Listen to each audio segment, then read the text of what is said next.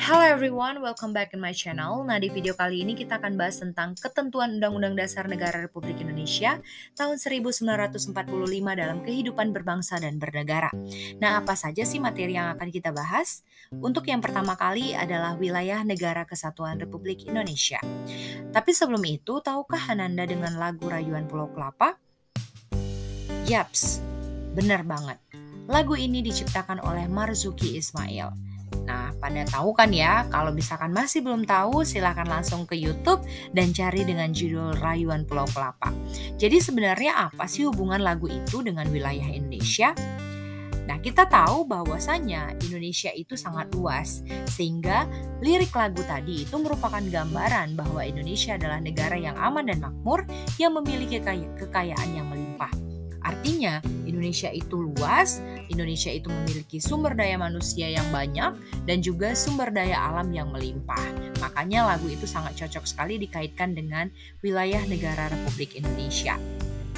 Indonesia juga dikenal sebagai negara kepulauan atau negara maritim.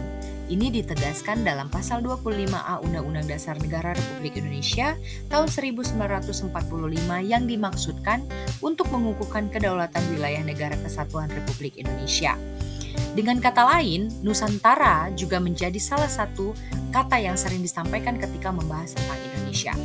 Istilah Nusantara ini menggambarkan kesatuan wilayah perairan dan gugusan pulau-pulau Indonesia yang terletak di antara Samudra Pasifik dan Samudra Indonesia, serta di antara benua Asia dan benua Australia. Kesatuan wilayah tersebut terdiri dari kesatuan politik, kesatuan hukum, kesatuan sosial budaya, kesatuan keamanan dan pertahanan. Dengan demikian, meskipun wilayah Indonesia itu terdiri dari ribuan pulau, tetapi semuanya terikat dalam satu kesatuan negara, yaitu Negara Kesatuan Republik Indonesia. Nah, ternyata untuk mendapatkan pengakuan dari dunia internasional sehingga Indonesia bisa dikatakan sebagai negara kepulauan, Indonesia memiliki cerita di balik itu semua. Bagaimana sih ceritanya?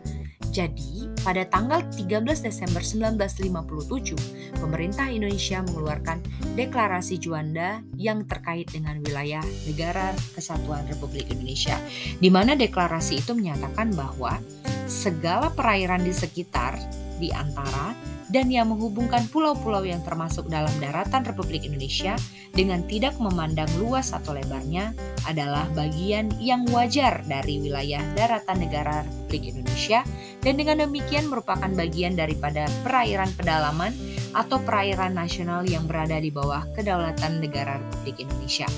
Dan penentuan batas laut 12 mil yang diukur dari garis-garis yang menghubungkan titik terluar pada pulau-pulau negara Republik Indonesia akan ditentukan dengan undang-undang.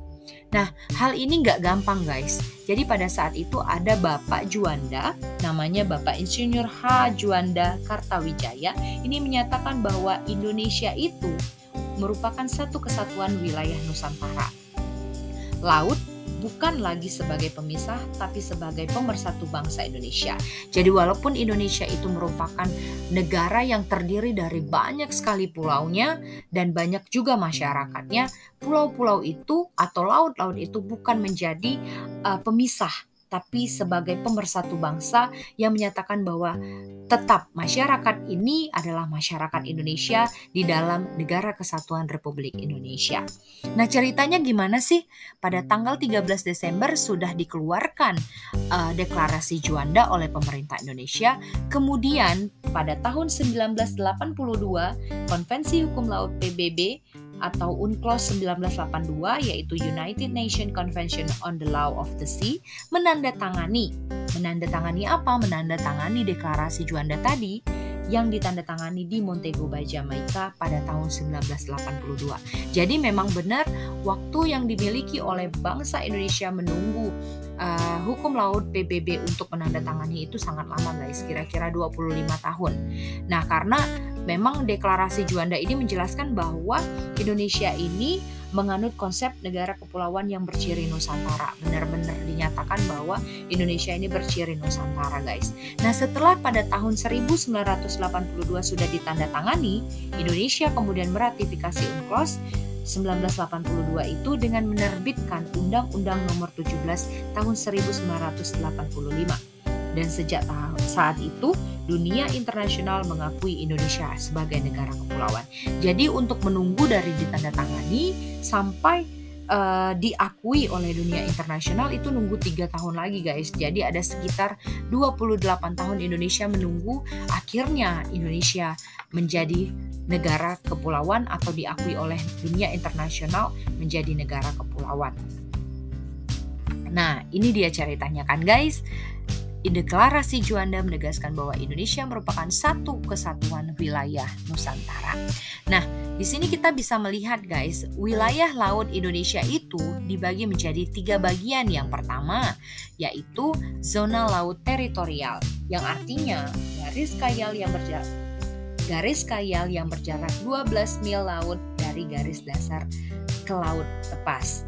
Jadi jika ada 2 negara atau lebih menguasai suatu lautan, sedangkan lebar lautannya itu kurang dari 25 mil laut, maka garis teritorial harus ditarik sama jauh dari garis masing-masing negara tersebut.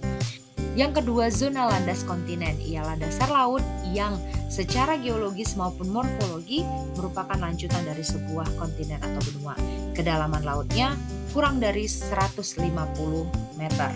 Nah, batas kontinen ini diukur dari garis dasar yaitu paling jauhnya 200 mil laut.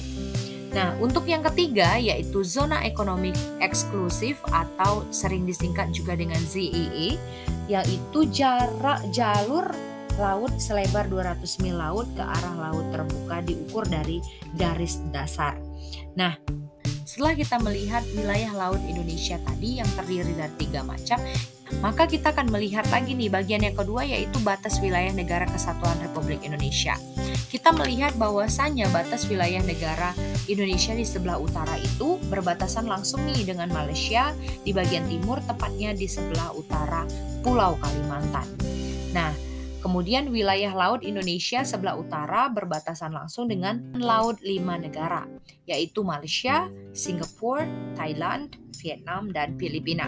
Yang kedua, batas-batas wilayah Indonesia di sebelah barat. Nah, kalau kita melihat di sebelah barat ini, Indonesia berbatasan langsung nih dengan Samudra Hindia dan perairan negara India.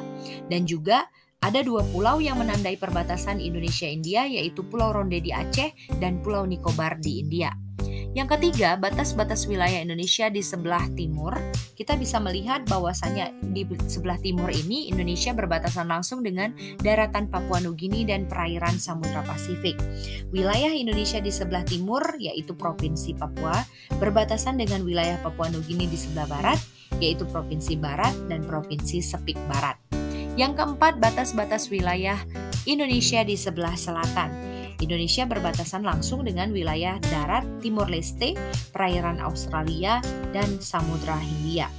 Nah, kita bisa melihat pada awal tahun 1997, Indonesia dan Australia telah menyepakati batas-batas wilayah negara keduanya yang meliputi zona ekonomi eksklusif dan batas landas kontinen. Nah, materi kita hari ini hanya membahas tentang wilayah Indonesia dari wilayah lautnya dan juga batas-batas wilayahnya. Nanti kita akan lanjutkan materi kita ke materi tentang kedudukan warga negara dan penduduk Indonesia. Thank you so much guys. Semoga informasi ini bermanfaat and bye-bye.